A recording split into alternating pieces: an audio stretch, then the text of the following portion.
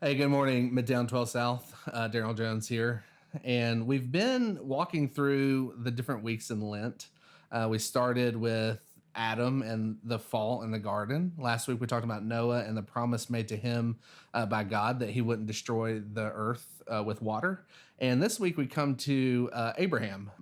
Abraham, who's arguably one of the five most famous people in history, has this special relationship with God where God has come to him. He's almost 100 years old. God tells him, "Hey, Abraham, you and your wife Sarah, you're going to have a kid. I'm going to bless the world through you." They laugh. And they laugh because Sarah's like, "Hey, I'm 100. I'm not going to have a kid. That's just crazy."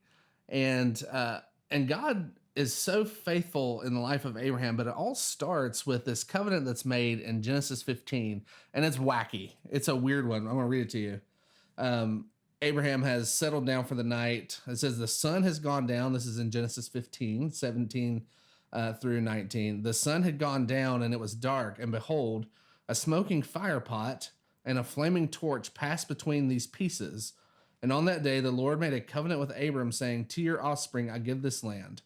And in this passage, what has happened is that Abraham in this dream sees all these animals who are split in two, and then this smoking pot goes through, and then this fire torch goes through, and he kind of asks the question, Abraham, are you smoking pot when you're telling this story? Because what's happening, this is weird, but to give a little context, it's what's going on here is this promise is being made uh, in the ancient Near East, is that when an animal is split in two and the two parties that are making the promise or the covenant pass through it, what they're saying is, let what has happened to these animals happen to me if I break this promise to you.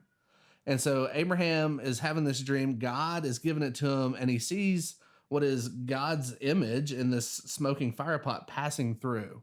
The significance of this is that Abraham wasn't asked to walk through that. So what the promise made in Genesis 15 is saying to us, and why this matters for Lent, is that what God is promising is saying, I'm going to be the one who's going to be torn in half. It's going to be me who's going to be broken in two, and not you. That I'm going to keep this promise on my end, and I'm also going to keep this promise for you.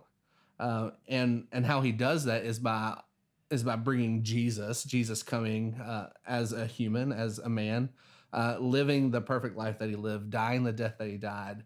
And we see on the cross, and we sing about this all the time, that Jesus was torn away in relationship from his Father. Jesus was torn in two. He was beaten. He was stabbed. All that stuff is really pointing back to this covenant made with Abraham and saying, I've promised you a land.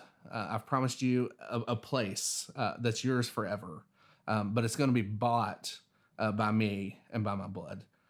So that is what we would like for you to think about and to pray through Genesis 15 for this week. Thank you.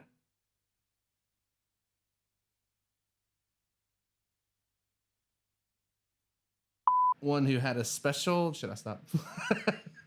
This is why are they building anyway? When God makes a covenant, I'm making a covenant with these construction folks.